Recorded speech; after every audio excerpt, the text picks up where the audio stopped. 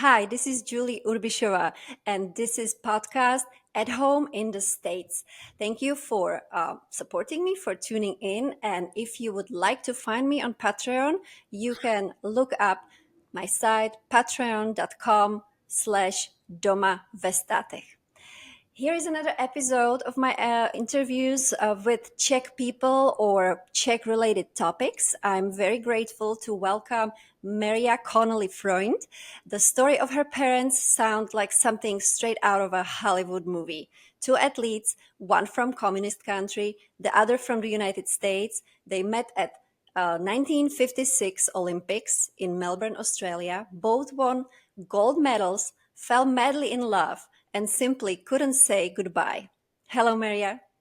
Good morning. Hi, thank you. Speaking of the medals, did you play with them as a child? Because that's what I am imagining, a child having these special golden things around that it would be something you would really be, interested in. Was it like that? They never really even talked about it. My mom had her medal wrapped in some saran wrap, put in a vase. That's how she hid it. But she did when she started doing some public speaking, and I got old enough to go with her. Then I would see her pass her medal, and I became aware of it. We would play though. We had a high jump pit in our driveway, and I'd roll back her discus to her. So we did a lot of playing. Yeah. That's awesome. Do you think that she was hiding it just to be scared that somebody would steal it, or just for another reason that it doesn't go to wrong hands?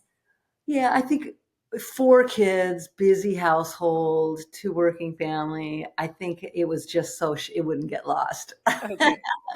And you said they didn't talk about it much, but I'm wondering if if they had a friends gathering or a party, or neighbors would come over. Like, did they know who your parents were?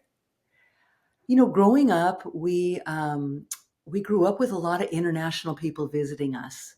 I remember uh, athletes and congregations coming from Japan, and they'd come over, and we would host them. And we lived across from a park. We'd go out to the park, and I remember Czechs coming, and Russians coming, and because my dad was a hammer thrower and my mom was a discus thrower, there'd be mostly throwers, but she would always invite them over. So that I remember. And of course, our neighbors knew they were both Olympians. They knew their story. And my mom especially got involved more with the city parks and recreation. She wanted to make sure everybody was out playing, and even in the school board. So because of those reasons, my dad was a full-time English teacher, so he was real busy in his career, but she had a little more time, I think, to get more involved in the community. And when you said your dad was a hammer thrower, like his name was Harold Connolly, your mom was a discus thrower. Those sports are not very familiar in nowadays, right? Exactly. You don't hear too much about the throwers. A matter of fact, usually those facilities, because they make such huge holes in the grass, would be off site. They wouldn't even Hmm. be close to where the main track would be. And even in trainings that have to be up in the hills or somewhere. So yeah, they weren't given a lot of popularity. My dad found the hammer in college, and my mom grew up an athlete in Prague, basketball, handball player, gifted, very physical. And she actually didn't start throwing the discus till 22, and then made her first Olympic team at 24. And I think we haven't mentioned her name yet. It's Olga, Olga Fikotová yeah, Connolly. Olga Fikotová Connolly. Yeah, born only child to her dad, Frankočef Fikota, and Ludmila Urova. And when she grew up in Prague, her father was actually the personal guard to President Masaryk, known as like the people's president, the first elected president. And Whose she, wife, maybe, I'm sorry to interrupt you, but I think it's very interesting when we talk about that for American public, because our first Czechoslovak president's wife was American, and he took her last name into his name. So his Czech name is Tomáš Masaryk, and he took her last name as his middle name, which for those times was absolutely revolutionary. And we Oh, still mention it, in wonderful. I didn't yes, even know that story. Well, I've only heard amazing things about him from my mom, and she remembers being when her father needed to go with him to his country home. She remembers her mom tapping her back so she'd stand real straight, don't move, And as he would, walk by in horseback, right, with the dad, and but and his thing. because of that, it was also later a rough time in that when communism at 16 or so when things changed in Prague and then later years because he worked with the military the family was kicked out of the city Because and everything changed after everything. 1948. Communists took over, and all the people who had anything in common with the previous regime, they were persecuted, and they lost their jobs. They were sometimes sent to prison. So a lot of Yeah, different changes happened. So your mom's father, he retired though, probably by the time. he was retired, but he spent 2 years in prison and she I think just growing up and experiencing that freedom taken away and the fear lack of being able to speak or do things. She always had I've always known my mom to have a very honest, very direct way of communicating with people. And she when she came to America, she was always a writer and an advocate for peace, advocating for conversation, advocating for free expression. It Yeah. all makes sense when you know the story, and we're going to go deeply into it. But I still want to just ask one thing. When you just mentioned that their practices needed to be outside of the regular athleticism stadium, how do you call it? Yeah. How heavy actually is the hammer? 16 pounds for my dad's hammer. Discus is lighter. I don't want to say it wrong, but I actually have one right here. But this is a Okay, discus for those that so have we never. can. Oh, nice, beautiful. So Uh, yeah, and I know that the men's discus is heavier than heavier. the women's. Uh, Hmm. Well, we'll see. Your mom was a really great athlete, and she was very strong, very muscly. I remember when we once spoke, you said that she was always feeding you guys with lots of protein to build those muscles. yeah, I'll reach and show you a picture of her when in. Perfect.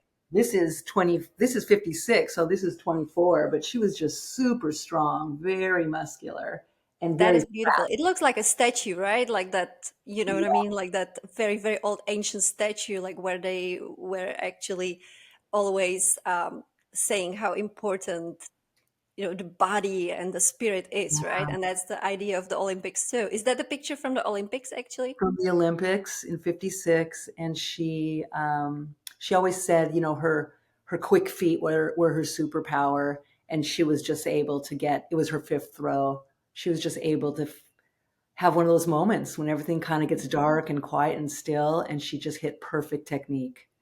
And Fast food it was her personal record too, right? at the time, yeah, At the time. personal record, much further than she'd thrown.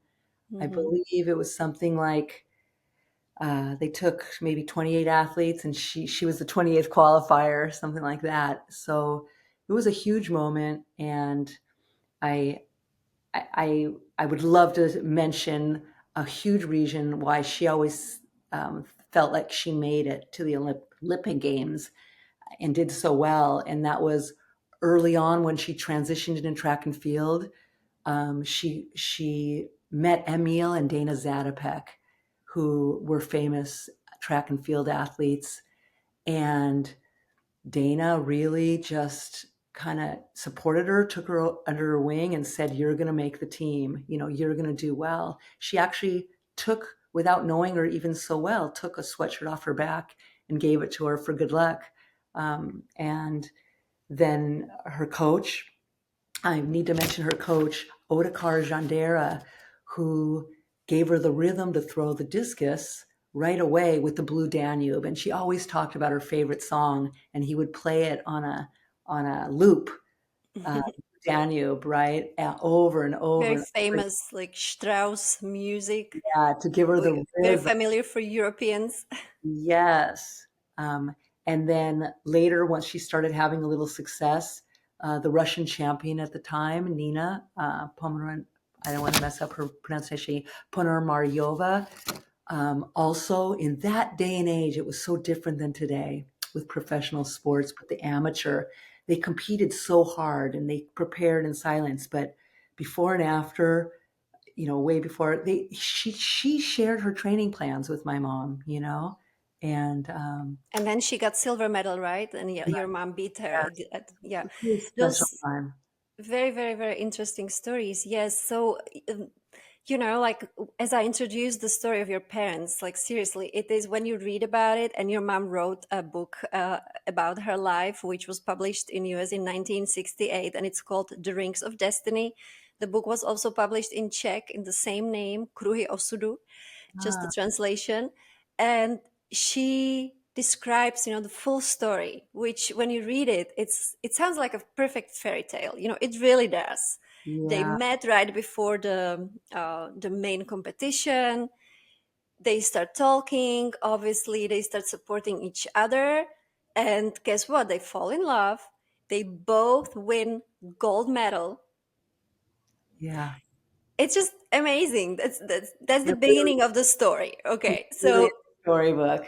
I Yeah. I wonder, when you grew up, when you were, old enough, did your mom ever talk to you personally about it? Um, she did. I had heard her recall the story many times, of course, to people.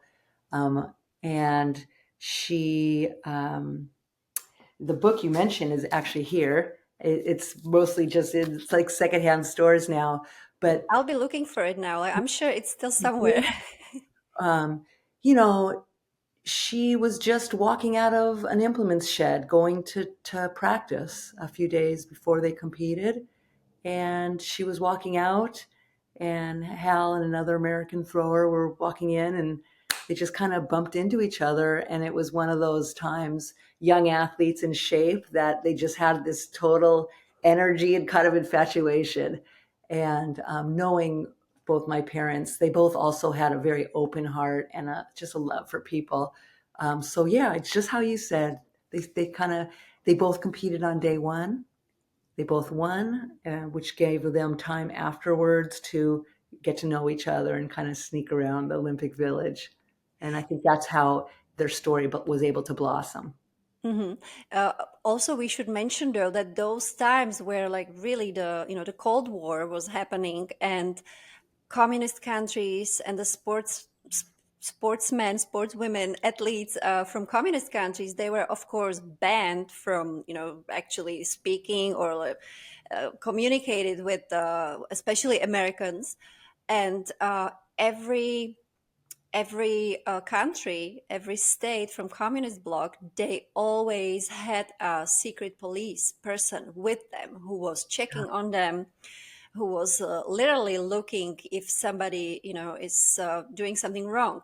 And obviously your mom and your dad were doing a lot of wrong things in their eyes.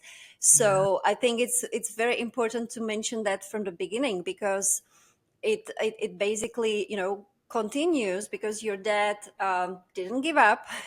He proposed obviously right there, while she, and you know her of course much better, but how I am understanding her character a little is that she was a very logical person. Like, she wouldn't just go with the feelings and just like leave without going back home, saying goodbye to her parents and doing the proper way. Was it like that? Do I read it well? yeah. I mean, I think they were just so young, and they were so happy, and they had success. And just as you said, they removed my mom from the Olympic Village once they knew she was sneaking around a little bit, and they separated her, and she was, put on the On a Gruzia. watch. She was put on a watch. She was put on watch. She was put onto a ship to go home, and my The dad. story with the ship. I'm sorry again, but the story with the ship. It's also The It's Russian chief of crazy, but I think just go on. I'm sorry, I don't want to keep interrupting you. We'll go there. please go ahead. From your N- n- perspective is so important too. No, you're right. Like they basically took her away. They put her into other diplomats, Czechoslovak diplomats, people's house, and put her there so she cannot move your dad again.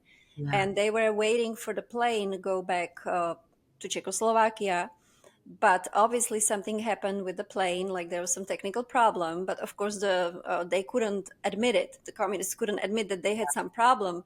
So what they did, actually, they made up a propaganda that the Czechoslovaks who lived in Australia, who flew the country before because of the communists, that they wanted to sabotage the plane and right, they wanted to keep those athletes there, which of course is ridiculous. That's right, right. that was just the There was never propaganda. proof of that. There was never proof of that. There was never proof of that. And then, like, they put all the Czechoslovak athletes on a big ship with the Soviets. So they went on a ship for a month through Pacific to Vladivostok, the end of the Soviet Union. Which just that idea, it's crazy to me. Can you It's imagine? unbelievable. And my mom, she said, "Put me to work, put me to work." And she met the captain, and she said, "Can I just do something on the ship every day?" And so he gave her a little job, and for that job, she could take a little piece of candy or something.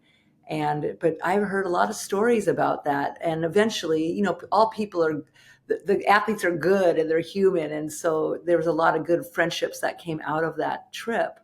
But she one of her best memories were seeing the open ocean for the first time and the dolphin and the sea life. And I think that's what really gave her the the the love of both the ocean and the Mhm. desert, these open, beautiful spaces, right? And towards through most of her life as well, not only being an athlete and somebody that promoted, the Olympic ideals, but also someone and literacy, but also somebody who really protected the environment.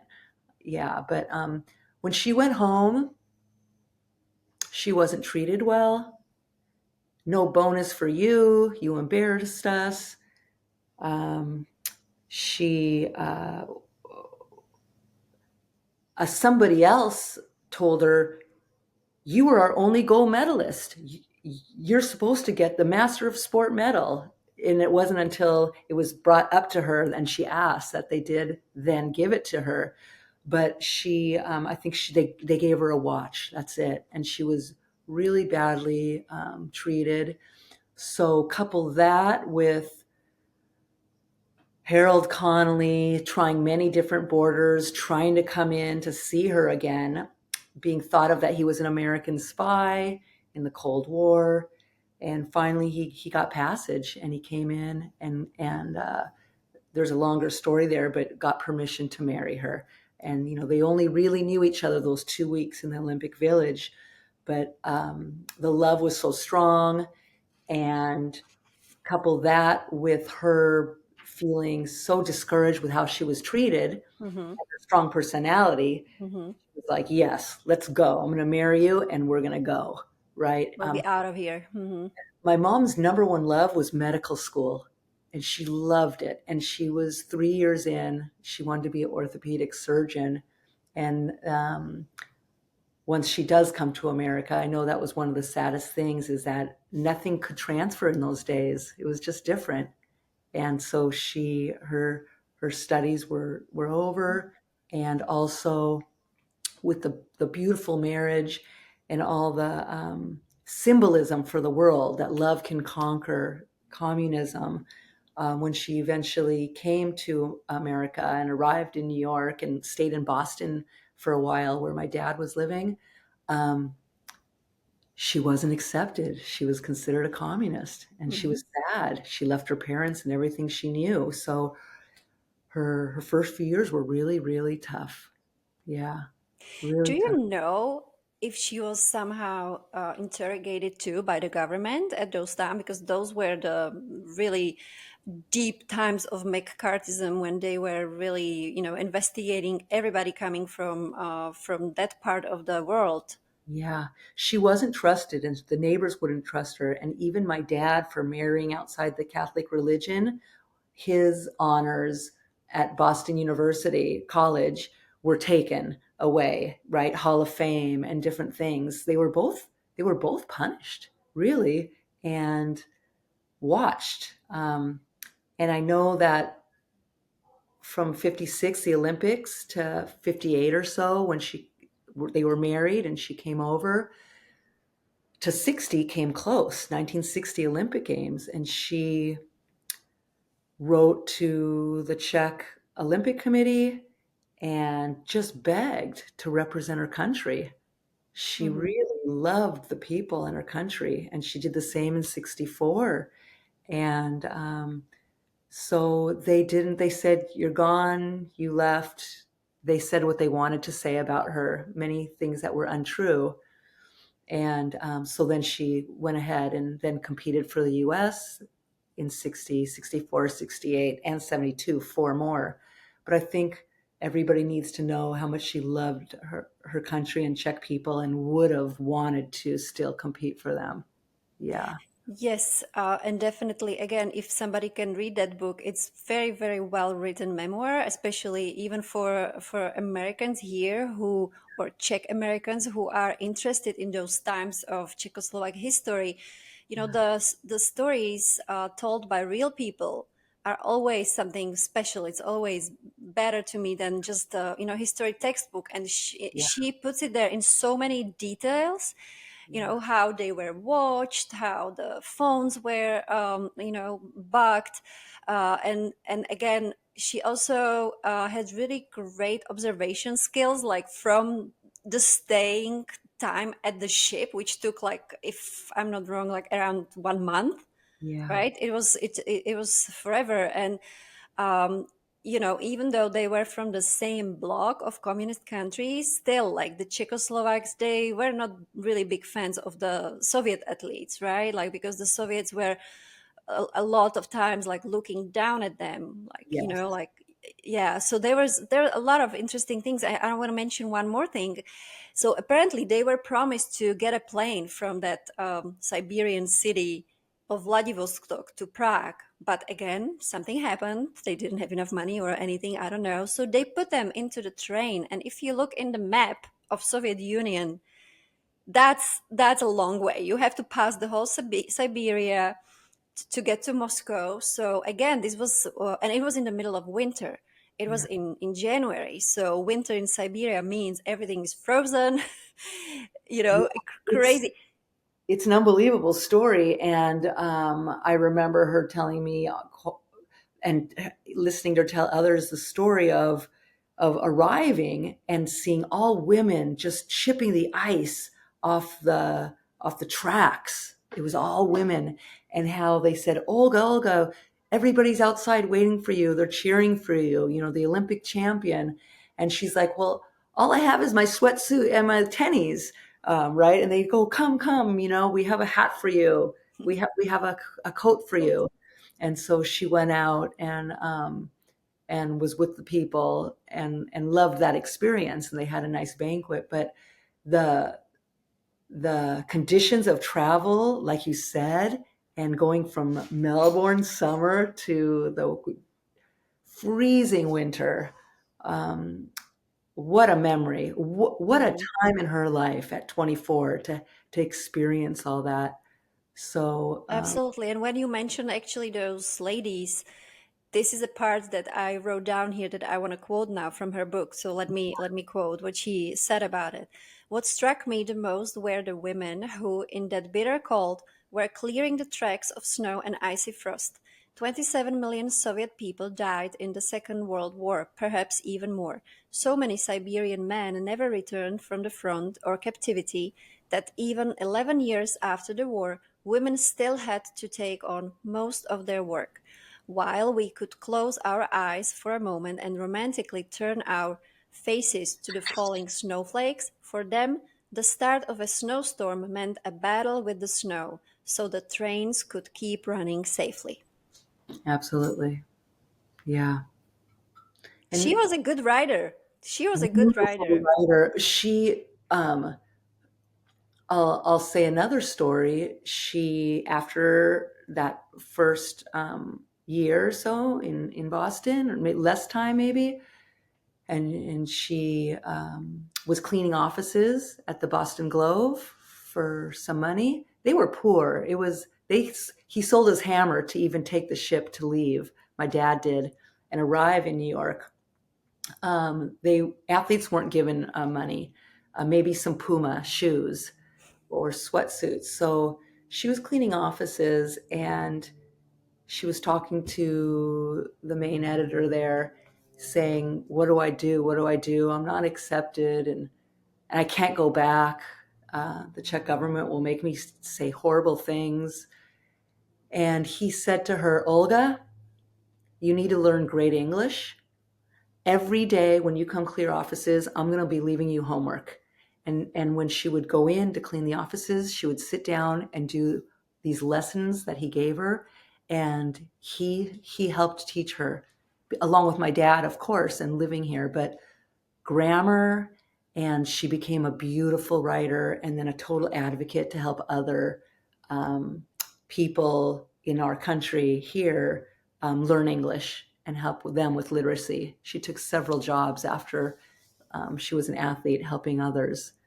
So it was a big thing, and she was a beautiful writer. She wrote several books in her life and was a journalist and a columnist for a while for the LA Times, published in the New York Times, Washington Post. So she wrote a lot of beautiful, beautiful pieces. She Yeah. wrote also during her stay in, remind me, was it in Japan or?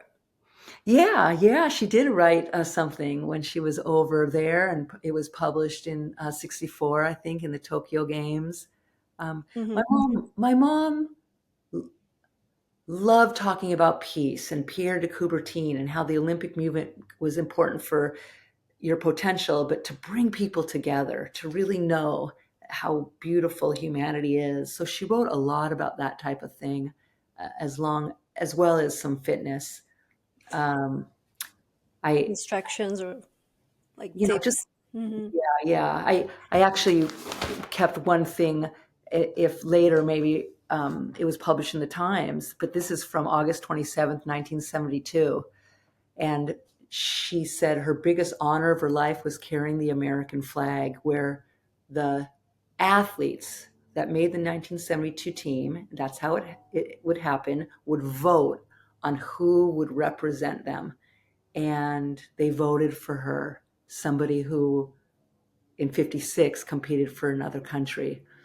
And because my mom had been outspoken through the years, anti-war in '68, passing out buttons and different things to rally athletes, they said, no, we're not going to accept it. Everybody needs to vote again. And everybody voted the same way. And she wrote this article, and would it be okay if I read it? It's Yes, very definitely. Go ahead. who my mom was and something we need today. So taken from her article, Olga Connolly's story, A Dream About Peace. August 27th, 1972. To me, the flag represented freedom and those very brave individuals who have always fought for freedom and justice. As we took our place in line for the ceremonies, I thought of Thomas Jefferson, and I thought of Dr. Martin Luther King. I thought of the Kennedys and all the people nowadays who were sticking their necks out to keep our country on the path of peace. I wanted it to be the flag of peace, not the flag of war. I wanted it to be the flag of brotherhood, not the flag of a nation divided by intolerance. I carried it as high as I could. I thought that in order to make the flag of the United States as beautiful as I wanted to see it, I've needed not only strong men, but also strong women to carry it. So I gripped the flag in one hand, and I carried the flag in one hand just like the men did. I wish that tomorrow morning the people would come out of their home and they would meet the whites, the browns, the blacks, the Native Americans. And the only term they would have when referring to each other would be hello, brother, hello, sister. Thank you. I'm so happy that we talk about her because of all these things that's happening now, that we need to keep reminding stories like that because she is the perfect example of the immigrant story, who Yeah. came here with, also, okay, like she came with Americans, so she probably didn't have such big problem with getting the citizenship eventually. But at those times when she was, coming from the enemy of state country, Yeah. and she didn't know the language, she didn't have the education, so she had a lot of barriers to, go through, but she made it. And I would like to go back to Prague though when they got married, because we have to mention the wedding. Not only that they officially had to ask the government for permission to marry. Yeah. Just that is crazy, isn't it? I Like, know. can you imagine? Permission to marry, permission to leave, permission. Permission to leave. Uh, Yeah, all those things. And then there was this problem that you also mentioned, that your father was from a Catholic family, while she wasn't. She was from evangelic. I don't know how to say it in English. How would you say it? maybe it's closer to a Protestant, but or Czech brothers. She was a Czech brothers religion. Yeah. So they had to figure that out. Like she again says in her book how they were running from church to church, from priest to priest. Like Harold was kept calling his mother and like university and I don't know who to get advices. Right, what's the right thing to do? Right. And then finally, and then there were a couple more details, which is, I think, again, I want to talk about those details because I think it's amazing. We kind of know how the country was run, but my American friends, when we talk about it, they have no idea, and of course it's normal. But that detail that she wanted to get a wedding dress, and there was no way for her to get a wedding dress last minute, and then she wanted to get, because the wedding was planned so quickly, then she wanted to find white shoes for like wedding shoes. And tell me what happened. Well, I believe with the dress, it was like just she was just talking to somebody, like just a woman on the street, and she said, "I'll help you. I'll help you." My mom, when her family was kicked out of Prague and they lived in Libish, all through her medical school and training years, she'd stay with like an aunt in the city, but she was taking the tram, and she ran everywhere she went, and she just knew the people. So I believe it was just a really nice woman in the street who said, I have something. And she had this beautiful white lace, and she created her a hat and this beautiful dress. And she didn't have the money, she had nothing. And I want to say, tell me what you know about the shoes. I And think the shoe I'll story, if I remember, was that her feet was also like little bigger than, yeah, because she was a tall lady, right?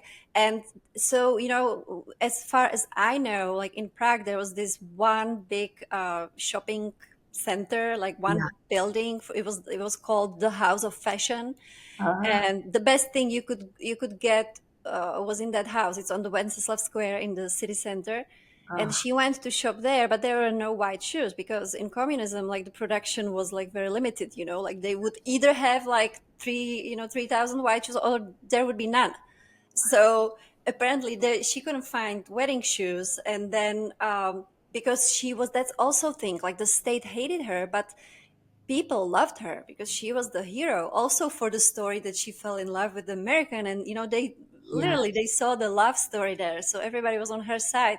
So some lady on the store, she's like, you know what, Miss Olga, I'm gonna call this factory, and they're gonna do it overnight. I'm gonna make sure they're gonna make those shoes overnight for you. And this is So what it was the happened. same as the shoe. It was the same as the shoe. Exactly. Yeah, it was a very different time for sure. And they had to get married in a couple different churches, and I just know, especially from just seeing the photos, that when they were going to get married in the main church in the square, uh, the amount of people, and you couldn't have imagined that everybody came out, and I don't know the exact number, but thousands came out It to was like, see I, them. I don't want to lie either, because I forgot a number, but it was a lot. It was like either 20,000 or 30,000, maybe even more. It was a lot of people. And they had no idea. um, And again, the detail is that the communists wanted them to have the wedding during the week. So not so many people can come, they didn't want it to happen over the weekend. right. And anyway, within the times that there is no Facebook, like no social media, people somehow figure it Isn't out. that so interesting? Everybody figured out and came and And it's cheered so from them. And then, you know, they loved each other. I mean, they came to the States and she learned English and they supported one another. And I think over time things shifted a little bit. She really missed her parents. And, you know, it wasn't until Harold did a Fulbright scholarship to teach English in Finland, in Tampere, in like maybe 63. And Olga went together. He was also interested in going there because the top hammer throwers in the world were there. So he wanted to train with them. Well, that's where I was born. And in 1963, they have twins. They'd already had Mark born, one born, my brother Mark, 4 years before me. But when the Finnish ambassador heard about their story and that the parents weren't allowed to leave, he got involved and he made it happen that our parents were allowed to leave Czechoslovakia and come to Finland. And and they met for the first time after so many years. from I think about 68 to Hmm. 60, 58, 58. excuse me, to 63. And I see them meeting for the first time, and my mom's holding us just born. And then from there, they came to the States. So I grew up with my grandma and grandpa for a while, and they left everything, their language, their friends, everything at an older age. And it's unbelievable, but she was so happy that then finally, and for them, they had their one daughter. That reunion, right, was something that I didn't understand till I was an adult and had my own child, how that would feel. And So how did it happen? So the ambassador, the American ambassador to Finland, he asked the Czechoslovak government somehow, like he got I think in touch and It was the Finnish oh, ambassador, Finnish. maybe the Czech Republic, but it was the Finnish ambassador. And I wish I knew his name to again credit him. Yeah, Oh he just, wow, okay. so that was a remarkable piece of the story for her to have her parents. And And in, then you guys moved all together to back to America, right? So even if yeah, with your grandparents already. yeah. Wow. And, you know, Mark was born in 59, the first son. And then Jimmy and I came along in 63. And I think one of the things that was so special about Olga for people to know is she won in 56 and met my father. But in 59, she had one son and she made the 60 team, her second Olympics. In 63, she had two twins and she made the team in 64. And then she had my sister, her fourth child in 67 and made 68. So her fourth Olympic Games, she had four young kids. And I know just have had one, and I was doing some athletics. I couldn't have gone. Like with my little baby, I would have said, you know what, 6 months, I'm not gonna make that competition. But she went and yeah, she was a competitor and she loved throwing. But the reason she went to those four, and then even in 72, my dad didn't make the team, was because she loved the humanity of it. She just loved being there where it was a perfect world. Everybody got along, every country, every language, and she thrived in that. And that's what she would write about and speak about, that it can happen, right? It can happen. So I just wanted to throw that in also, how special she was as a woman and as a mother, not just an athlete. Back And back in those times when it wasn't very normal, right? Like it wasn't normal. especially in America, I think that that's also what I see. What is so interesting, how we look back into the history, like because of communism, like the women were sent into work because they, the state they needed those workers. Yeah. So there was nothing much really like being housewife during communism. Everybody had to work. While her coming from that, where from that as you said, she studied at university to become a doctor. And then you come back to America, where it was still very, very normal in 50s that women were at home taking care of the household, and Yeah. men were those people who work and provided everything, right? Like, have you had a chance ever to talk about with that, how it was for her, the change? People, my mom grew up, I would say, with not a lot of friends and just people that would come visit her. She was Hmm. outspoken. We had some good neighbor friends we had kids at the same age, but neighbors didn't understand her. They really didn't. She was And the weirdo of those times, right? she was the weirdo, and she wasn't really supported. Hmm. She's the most courageous woman I've ever known, really. And she taught me to use my voice and to stick up for others that are weak. And now, of course, it's okay to be an independent woman and have your own thoughts and work and be a mom. But in those days, she was really pushing it. Um, and not only that, she was heartbroken that she couldn't go back and compete for her country, Czechoslovakia. So in '64, she goes to the Tokyo to compete, and she's walking into the dining hall with USA in her back. Well, her English wasn't that good yet. So, and that was the first time she was seeing teammates. And she would come in and speak her English, and they'd be like, "Who are you? Hey, someone stole a sweatsuit. Hmm. You're not American." And then she would be so excited, and she would see some teammates, and some teammates, they spat on her and they turned their backs on her. And my mom was in great shape and throwing some of her best. And when I asked her about '64, she said, "I was heartbroken in '64. I didn't belong to the Americans. I didn't belong to the Czechs." And she said, "I was just heartbroken. And that's what affected my throwing." And she said, "I didn't figure it out till it was too late." And she said, "After the Olympic Games, I figured it out. If I would have realized I want to throw for the people that are homeless, I want to throw for the people that don't belong." And then she would have had a cause and it would have clicked in, Hmm. the people that don't belong. So that was something I was like, wow, mom, you're right. You would have, And right? it makes sense to you too, because you are an athlete too, right? Like you. Yeah, it's all mental, right? But she was heartbroken. In '68, she did better. And in '72, there was so much going on at that point later with racism in this country in '68, with the wars. Mhm. And she was just pulled in so many directions. And I think in those years, she was doing a lot of writing against the war and with peace and She trying to be more became very active. outspoken. Hmm. Yeah, very active. When I was young, I remember she was a part of an organization, Another Mother for Peace. And, and to this day, you might see some posters out there from Another Mother for Peace, but she was involved in this and just doing what she could to make a And you difference. grew up in this kind of environment. Grew up in it. Yeah. Hmm.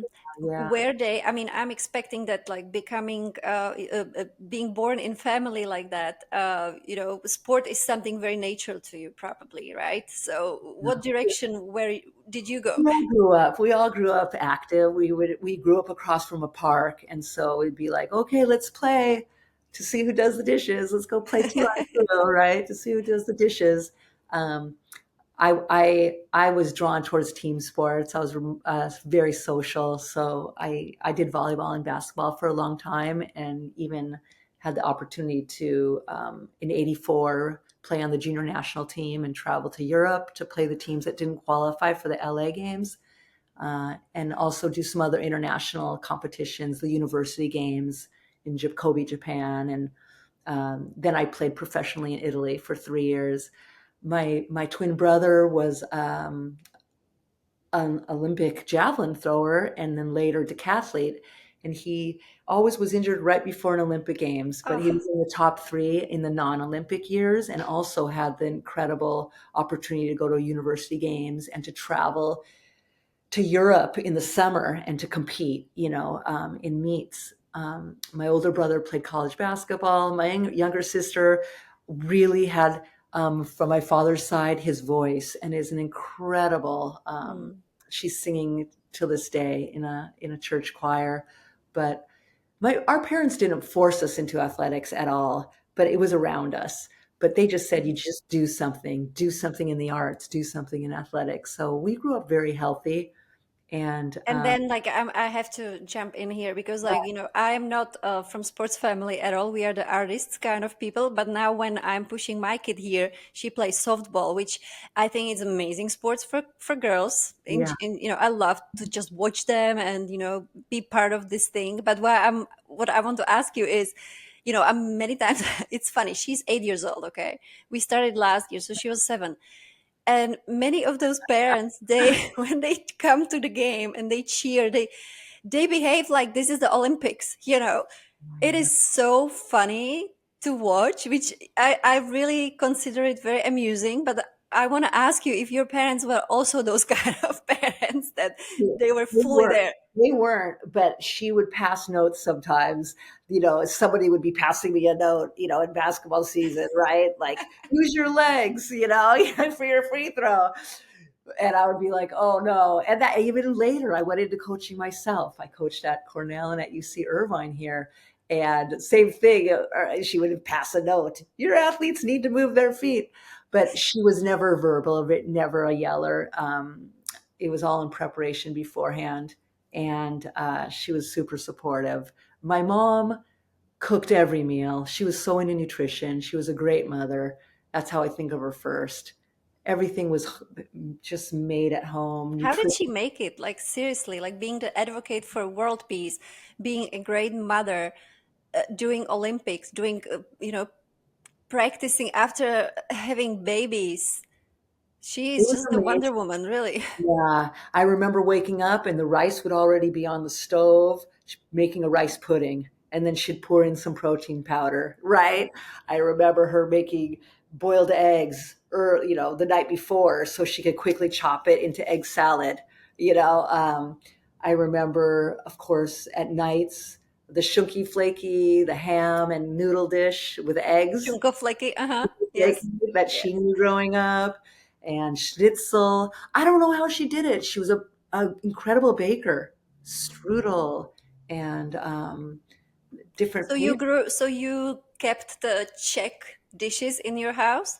We kept them in our Did she house. keep it? I Hmm. have her book. It's all written in Czech, but I need to step it up and get become better at that. But she raised us with great foods and the Czech tradition, and Christmas with the knock on the window, and would go outside and find a sock stuffed with coal and the traditions that she grew up with, right? And it's Did what she she. teach you Czech though? Because I think you don't speak Czech, right? I only knew very few words from maybe some ingredients, or for some reason punchek. Is that dot? Punchek? Puntik. Puntik. Punchek, and a little prayer, but I'm not Mhm. going to say it properly. But Angelishku, Muzdrajnishku, something Yes. apotrea de modishishku. My sister knows it beautifully. Um, so very little And, Czech. She was just so busy learning English, and oh, I'm sure. And she had to actually learn the English, so I understand that in her, main that's focus why, was, yeah. yeah. Yeah, and what I was gonna ask also is then, like, when your grandparents came, though, like, how did you guys communicate? Because they probably didn't speak English, right? Yeah, it was all Czech, and we were very little then. And it was right after 72, 73. My grandmother, when were kicked out of the city, she went to work. Like you talked about the women working, and there was a coal mine in Libish, and I was just in touch with some people from there just last year when my mom passed. But there's a lot of cancer because of Hmm. that coal mine still, and she had it all through her body. Hmm. And it was one of those situations where she had back pain. She went through a back surgery Hmm. thinking it was muscular, and it wasn't. It was a really bad pancreatic Cancer. cancer Hmm. that spread quickly, and her husband, my grandfather, was so sad he just didn't wake up one day. And Hmm. within a week or so, my mom lost both her parents, Hmm. dad and then her mom. And it was such a sad time.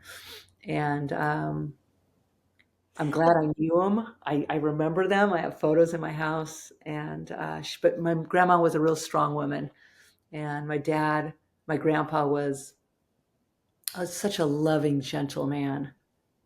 Oh, he And was from those old times. Like if he was the Masaryk's guard, then he was the person from those times that don't exist anymore. Definitely. he was trained as a in the um, legionnaire, which is Mhm. very well respected legionnaire from Bohemia. Um, I have to tell you about something that was so remarkable, but there was never much support of my mom from the U.S. Olympic Committee. She was even there, not because she was very outspoken, very accepted, five-time Olympian, but they never really knew. She was non-compromised what she would say. That's unfortunate. And on the other side, there was never any contacts from the Czechs Mhm. until 2006. In 2006, my mom receives an invitation to come back to Prague because they were having a 50-year reunion of the 56 team.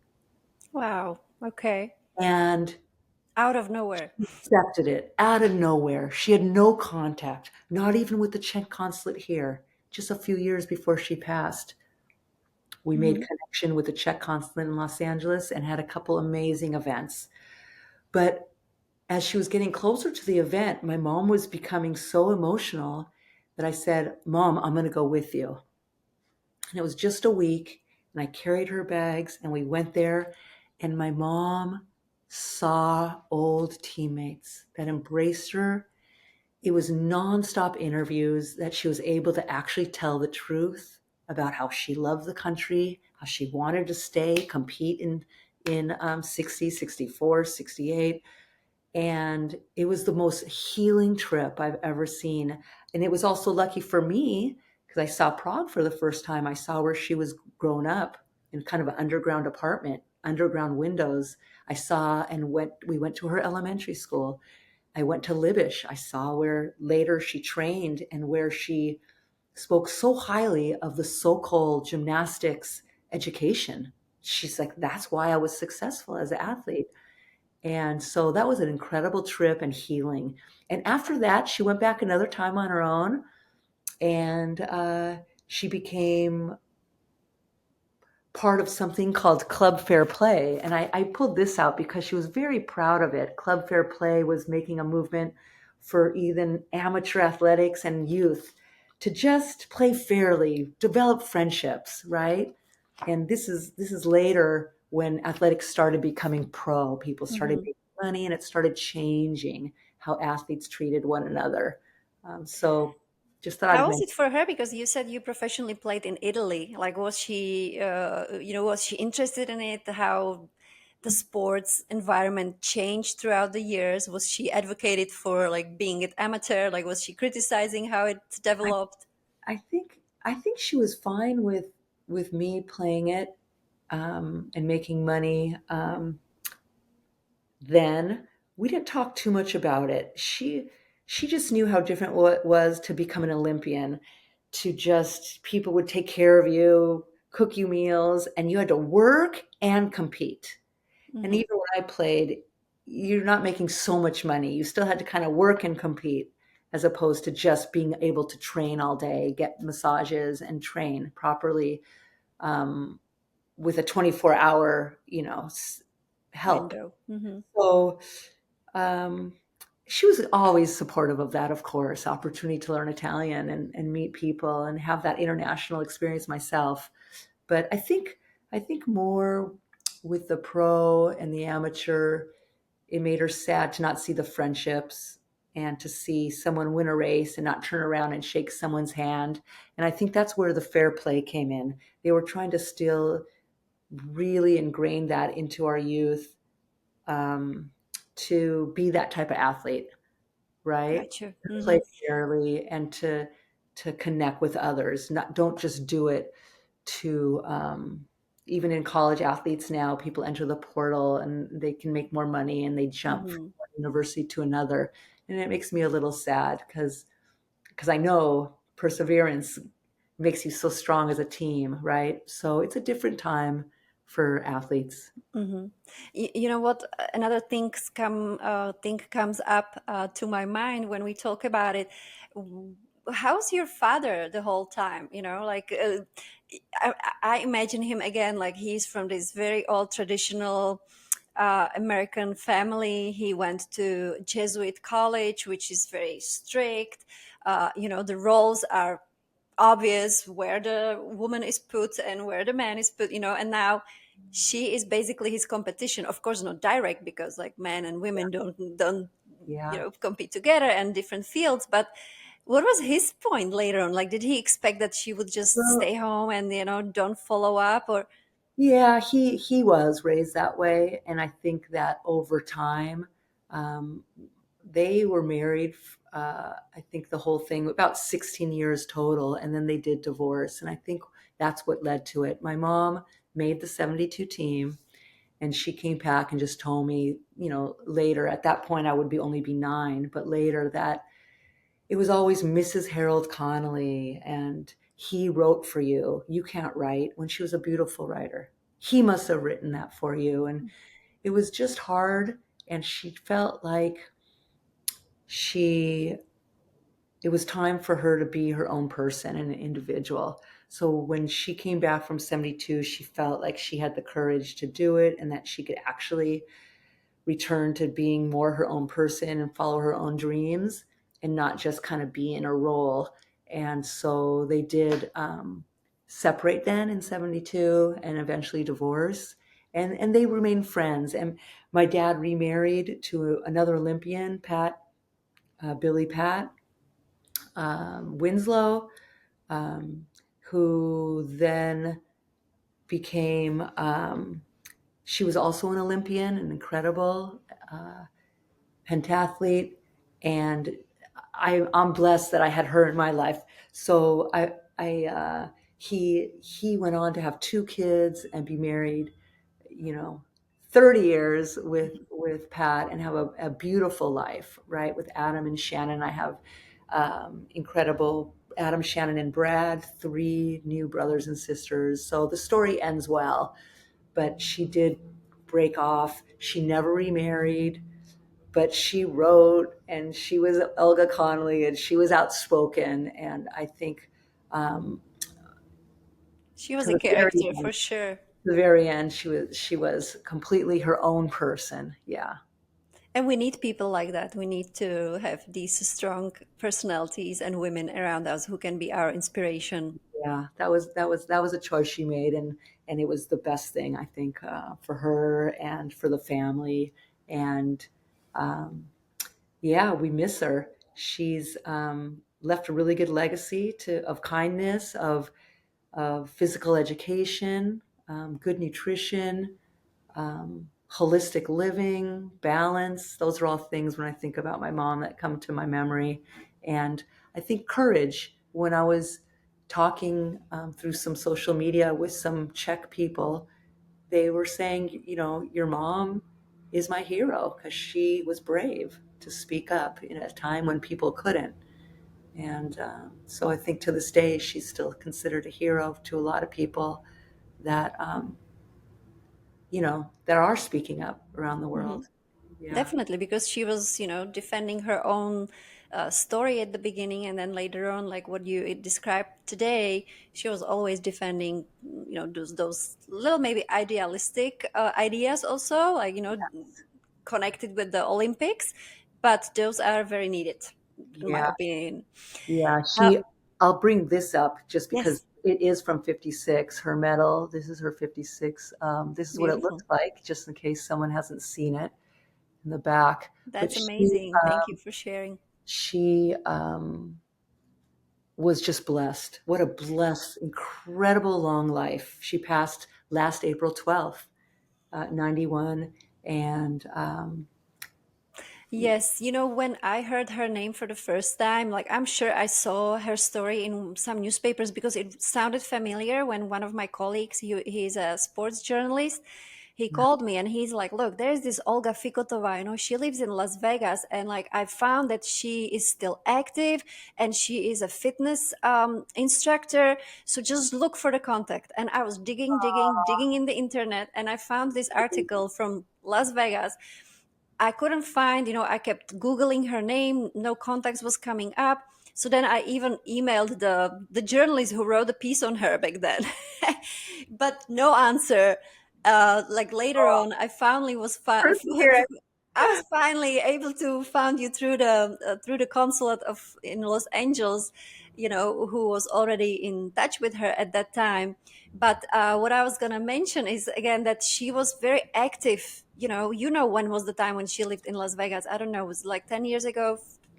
Yeah, probably about 8 years ago. Okay, and she was still working as a instructor, like fitness instructor. How is this possible? How is this woman 86 was? years old or so, she was still working in a gym.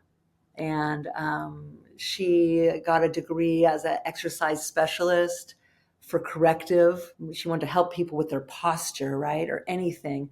And I'll tell you, she spent 2 years or so. She got her ISSA, the highest fitness training, international fitness training license.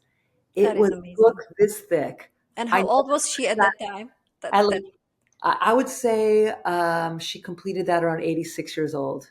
oh my gosh, It that's was awesome. amazing to me that she got her ISSA, and then she was working there. What took her at the end was a little bit of cancer. Mhm. Otherwise, she'd still be teaching somewhere. She would still be teaching. And I Yeah, know you have those beautiful pictures of her behind you. If you could just show yeah, us I'd love to share. Olga on those three big This is posters. Olga as a child, That is only a child beautiful in picture. Prague. And then Olga quickly again, just competing, just incredible athlete. This is the athletic body from the Melbourne Yes. Olympics. Um, as I mentioned, my mom just loved nature, and I love this one for just as how my mom was looking. Again, walking so straight, smile on her face, um, amazing person and role model. That's actually in Vegas because it was rare to snow, and that's Snow. Red Rock Canyon in Vegas. And I just love that she was like, she loved hockey. Oh, Czech hockey. Anytime it was on, she wanted to watch the Czechs play hockey. And then in those years, Las Vegas Knights were a very good hockey team. So that was her top team. And Yeah, once you follow hockey competition, it doesn't go away. I know. now, so yeah, it's a wonderful thing. And Well, I think it was amazing to have you. Thank you so much. And thank you for, sharing all the knowledge, all the experience, and all those thoughts that she taught you and, like taught us. Like, I don't want to be too sentimental, but yeah, stories like your mom's story, like really make me sentimental. And I appreciate the courage that you said, the bravery yeah, that she stood up for herself. And we all have our battles yeah, wherever we are. yeah. But yeah, it's always great to have inspiration like that. So thank you so much. Well, thank you for the opportunity and for being a storyteller yourself. You're making such a big difference, and we're honored as a family. Thank you so much. Thank you. Thank you. That was Merja Connolly-Freund and the podcast At Home in the States. If you would like to subscribe to the podcast and support my work, please check out my Patreon site. If you watch me on YouTube, you will see the link down there under the video. And you can also follow me on Facebook, on Instagram, and on YouTube. Thank you so much for being here.